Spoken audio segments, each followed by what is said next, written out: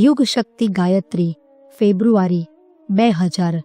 સંસ્થાપક પંડિત શ્રીરામ શર્મા આચાર્ય. ઊંચે ઉઠવામાં આવતી અડચણો. ઊંચે ઉઠવાની બાબતમાં તો આના કરતાં વધુ મુશ્કેલીઓ છે. મહાપુરુષોના પોતાના કેટલાક ગુણ, કર્મ અને સ્વભાવ જ એવા હોય છે જે મહત્વપૂર્ણ લોકોપયોગી કાર્યોમાં ખર્ચાય છે. અવરોધો સામે લડતા રહી લક્ષ્ય સુધી પહોંચવાનું સાહસ પ્રદાન કરે છે. એમને અનુકરણીય અને અભિનંદનીય માનવામાં આવે છે.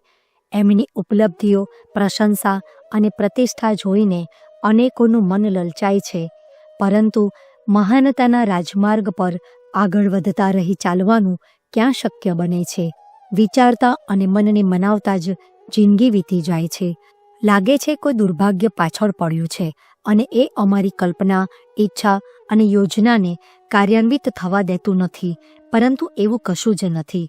કુટેવોથી પીછો છોડાવવા અને પોતાને મહાનતાથી સંપન્ન બનાવવામાં કોઈ વિશેષ અડચણ ન હોવા છતાં એ સફળ થઈ શકતા નથી. શું કરવામાં આવે? મનુષ્ય હંમેશા વિચારે છે કે દુષ્પ્રવૃત્તિઓથી બચવું અને સત્પ્રવૃત્તિઓને અપનાવવી એ જ તેને માટે યોગ્ય છે. છતાં તે એવું કરી શકતો નથી. દુષ્પ્રવૃત્તિઓનો અધોગામી સ્વભાવ, મનુષ્યનો એમનામાં લિપ્ત રહેવાનો એક દીર્ઘકાળનો અભ્યાસ તથા તેના કુમાર્ગગામી સાથીઓના ઉપહાસનો ભય તેને એમની ચુંગાલમાંથી મુક્ત થવા દેતા નથી. એ માટે એવો વિશ્વાસ જાગૃત કરવો જરૂરી છે કે મનુષ્ય મૂળતઃ સ્વભાવે દેવતા છે. આત્મબોધ, આત્મશ્રદ્ધા તથા આત્મવિશ્વાસ જાગૃત કરી એમાં સંકલ્પ બળ ભરવામાં સફળ થઈ શકીએ છીએ. તેના સંકલ્પ બળ અને પ્રબળ ઈચ્છા શક્તિ સમક્ષ કોઈ બુરાઈ તેના વ્યક્તિત્વમાં રહેવાનું સાહસ કરી શકશે નહીં.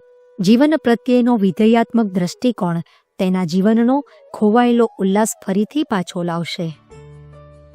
શાંતિકુંજ વિડીયો ગુજરાતી યુટ્યુબ ચેનલને સબસ્ક્રાઇબ કરો તથા બાકીના વિડીયોઝનો લાભ લેવા માટે બેલ આઇકન જરૂર દબાવો. ધન્યવાદ.